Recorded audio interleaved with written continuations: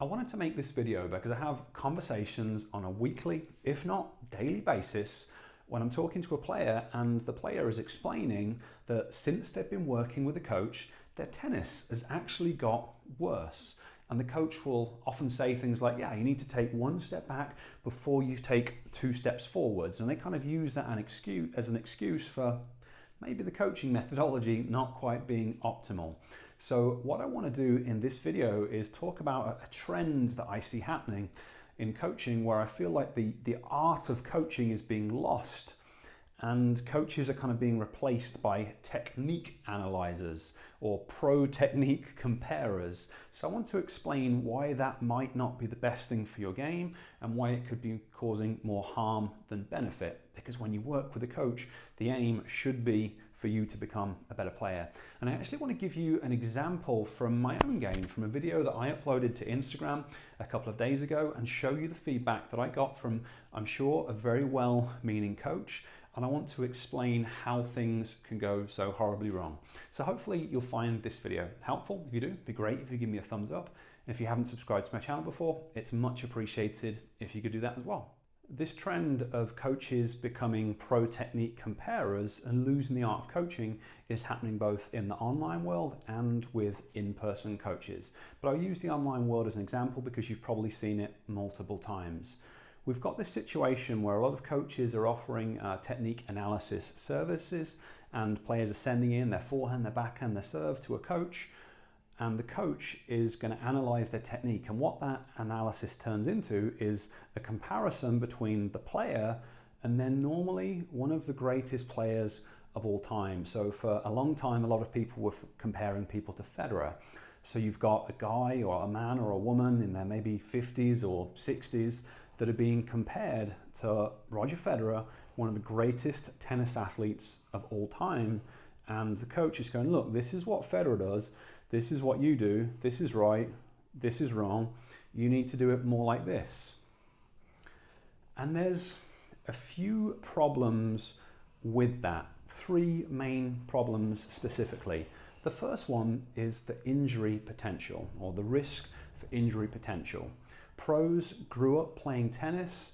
They have conditioned and developed their bodies over a number of years, and the ones that we see playing at the top on TV, not only are they the best players, but they're also the most resilient players. There were lots of other players out there who got ruled out via injuries because it takes a long time to be able to handle the stresses and strains. So for something like the forehand racket lag, the tendons in your wrist need a tremendous amount of conditioning before you can do that safely. So if you start to learn or try and learn that sort of technique in the first couple of years of playing tennis, especially when your timing isn't very good, it is a recipe for getting injured. In the example that I'm going to give in a moment, where we're talking about the serve and we're looking at pro serve racket drops, again, the external rotation and thoracic mobility, you need to be able to do that. And the strength in your internal rotators to do it safely is tremendous. So a lot of players are trying to force themselves into positions that their body simply can't get into,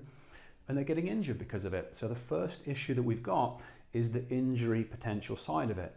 The next issue is that pro techniques are the optimal way to do things if you've got amazing levels of skill. The timing required to use an ATP forehand or a next-gen forehand or the ATP backhand and next-gen backhand is incredible. If you have that timing, which is about vision and coordination, if you have that ability, then yeah, you can crush the ball and you can hit it with lots of spin and you can still get the ball to land in. But if you don't have that timing, it's actually not the best way for most people to do things. You get this situation where people can occasionally get it right and they can crush an amazing shot, but then, 8, 9 out of 10 times their shot isn't very good because they don't have the timing to make it happen. So instead of trying to use that pro technique for someone's current skill and ability level, they would potentially have been a lot better off using a slightly more classical style, focusing on the basics and just getting more comfortable with the basics first, and they would actually improve their tennis much faster. So that's the second way things are going wrong. The third thing that's going on, that a lot of the time, whether it's online or in person, the coach is focusing on completely the wrong thing. They're so obsessed with people looking like Roger Federer, they're missing the fundamental components of tennis. Now, I have a coaching program where I work with players of a tremendous range of abilities. There are some really high-ranked, seniors ITF players, so highly ranked in the world. There are a number of kind of high-level juniors that are trying to turn pro. But the majority of my players, or the players that I work with, are adult players between the 3.5 and between the 4.5 level that just want to become a much better player, and they want to learn how to do brain-based training to improve. And what I can tell you is that when players send me videos for analysis, 100% of the time, my feedback has been either you are not in the right position, or the problem is that you're preparing late for your shot. And they no, but what's wrong with my technique? What's wrong with my forehand? The problem with your forehand is you are not set up in the right position. If you are this far away from the ball and the ball is this high, there is no optimal way to hit a topspin forehand from that position.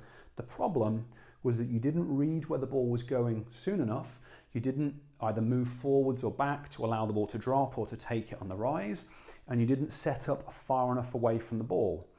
So when that sort of thing is going on, the only solution to that is to work on improving the positioning.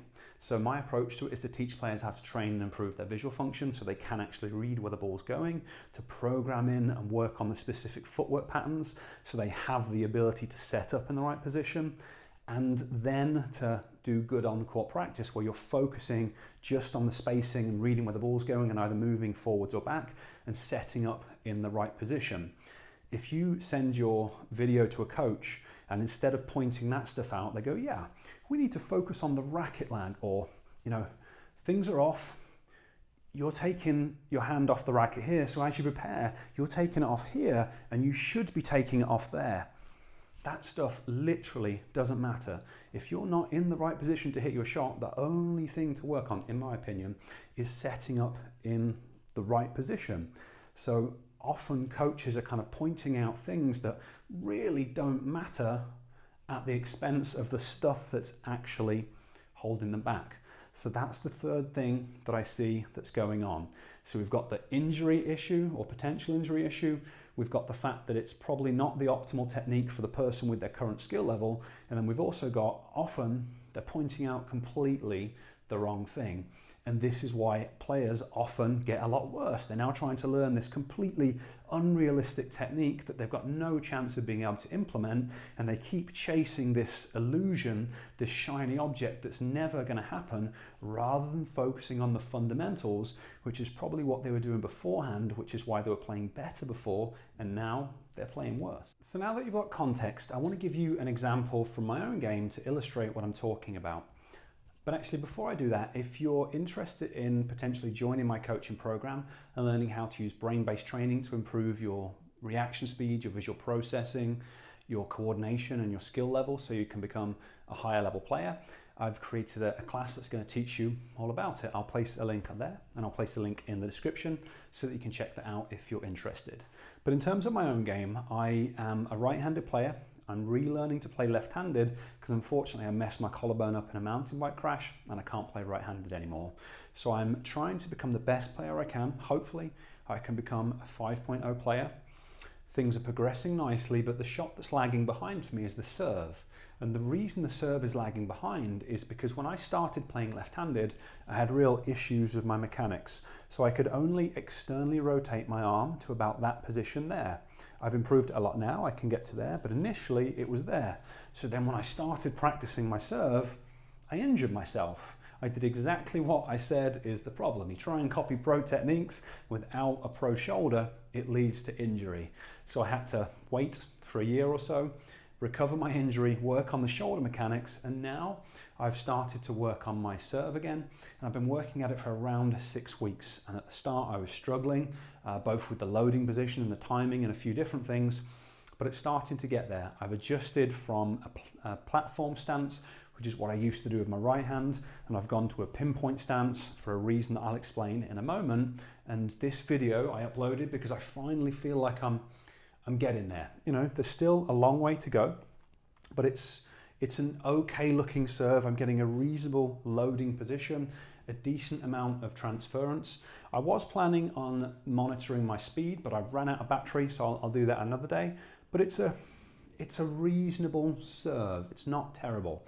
But the issue that I'm facing now is still I need to continue to improve my timing, but I also need to now start driving up and using my legs more effectively to generate more racket head speed. Sometimes I'm collapsing just a little bit early, sooner than I should be, and because of that, I'm losing a lot of racket head speed. And that's what I mentioned in my video. And I want to show you the feedback that a coach sent me. Now, I didn't ask them for feedback, they just sent it to me. Now, obviously, when you upload videos online, you open yourself to critiques, both good and bad. So I've got no ill will against the coach. I'm sure they were trying to help me, but it perfectly illustrates some of the things that I was talking about in this video. So I want to show you what he said. Okay, so this is the feedback the coach gave me. He said, you're collapsing because your toss is too high. Try to hit the ball at the peak of your toss so the ball doesn't drop at all. Otherwise, you'll always have a slight pause in the trophy position, which stops the whole motion and you lose fluidity. Check out JJ Wolf's serve rhythm. Now, this is a nice message. This person is trying to help me and potentially this is useful advice. So let's take a look at JJ Wolf's serve and see what goes on there. So this is JJ Wolf's serve in slow motion, and we can see that it's a very nice service motion. He's got more of a knee bend than me. He's got a much better racket drop than me. He definitely hits at the apex. There's a lot of things in that serve that are drastically better than my serve, which I think is reasonable to expect because he's got a career high ranking of 39 in the world, and I was a million miles away from that. Not to mention the fact that I'm learning to play with my left hand in my 40s. But now what I want to do is take a look at Alexander Zverev. Now you can't see where the ball tosses go in, but Zverev has a ridiculously high ball toss. It is in the sky for hours. Like, we are waiting a lot of time for that ball to drop before it gets back down to the apex. And Alexander Zverev has a higher world ranking and is one of the best servers on the planet. So the question is, why would I be better copying JJ Wolf than copying Zverev?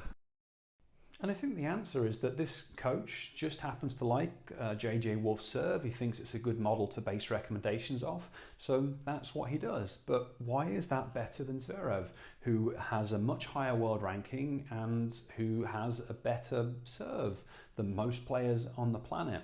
And this is where it can often go wrong. Coaches kind of like a particular style and they try and push people down that route, whether it's appropriate for them or not. And I'm not saying JJ Wolf's a bad model to copy. He's got a beautiful looking serve that I would love to emulate. But then we've also got to address the elephant in the room of, my body doesn't work like theirs. 39 in the world, 2, 3, 4 in the world. These are phenomenal tennis athletes. At my best, I was like a 5-0, 5-5 with my right hand, which is a solid tennis player, but that is a world apart from these people that we see playing on TV. My body just isn't capable of doing the things that their bodies do. I'm not flexible enough, I'm not coordinated enough.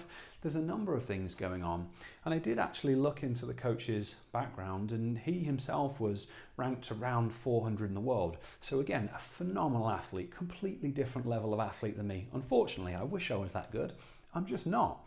And you have to be realistic about that, because he's also never experienced some of the difficulties that I'm going through or some of the difficulties that you're most likely going through. Because when you reach 400 in the world, you start playing tennis at a very young age, you're one of the gifted ones, that gets the right coaching and that does really well all the way through. So the things that I'm struggling with on my serve at the moment are things that he has never worked through in his own body. He doesn't understand what it's like to not be able to coordinate something, because otherwise he wouldn't have got to that level of tennis. And that's an important factor as well. I can tell you for sure, the main limitations for me are not lack of technical understanding. I've studied the serve extensively. I used Mark Kovacs's analysis system for kind of analysing my own serve and for other people's serves. I think he's regarded as one of the top serve specialists on the planet. So I believe I have good knowledge on the serve. The problem is my body doesn't work well enough. There was that issue that I had with my shoulder, which is slowly improving, still not where it needs to be. I've had to change from doing a platform stance to a pinpoint stance, basically because I was having so much pain in my right hip. Now, I've mentioned this in previous videos, but I have autoimmune issues, and after COVID, I was having a whole lot of problems with pain down my right leg, and because of that I couldn't get any hip extension, I couldn't load properly in the platform stance, so I've now changed to the pinpoint stance, which is working well for me. I've been able to improve my serve speed by maybe 10, 12 miles an hour in the last couple of weeks, so it's trending in the right direction. My ball toss definitely needs improving, but it's not that easy to do. I'm switching hands because I've lost the coordination in my right hand because I've dislocated my shoulder so many times. So yes, I would love the ball toss to be in the same position every time, but at the moment I don't have that much control. I work on my coordination daily, I work on my ball toss daily, but it's a thing that's going to slowly improve over time. And I'm not saying these things to get sympathy or make excuses. I love the process of trying to improve, but it really is a problem-solving process. You have to be realistic, so you have to figure out the underlying problem with whatever stroke it is that you've got. You have to work on correcting that particular technical deficiency. So on the serve, the loading phase is what I need to work on. Until I've got that, nothing else is going to work properly. Potentially on your forehand or your backhand, you might need to focus on the preparation. So whatever you need to work on, you need to work on. And then you have to address any physical limitations that are preventing you from doing that. Because if your body isn't capable of doing something, it isn't capable of doing it. You have to address that part first. So I just want you to, going forwards, take the information that you get given with a pinch of salt. Be very critical and analytical about it, including things that I say. You need to run it through a filter and go, does this make sense? So if a coach is giving you some kind of recommendations or you're watching a YouTube video, just kind of see if it really does fit in with your issue. It's a really good idea to record yourself playing, because sometimes it's very easy to see back problems like late preparation and not being set up in the right position, and then you'll know that potentially you should spend more time focusing on that. But that's really what I wanted to make this video for, just to raise a little bit of awareness and go, yeah, maybe we shouldn't all be comparing ourselves exactly to the pros. We need to focus on our specific problems and our specific needs. Now, if you would like help from me and potentially would like to work with me on a program, like I said, there's that class that talks a little bit more about it. I'll place the link up there and down in the description. Check either of those out if you're interested. Hopefully this video has been useful for you. If it has, give me that thumbs up. If you've got comments, I would love you to leave them down below. If you haven't subscribed, of course, I would love you to do that as well. I think this video has probably been long enough, so I'm going to sign off here and I will catch you next time.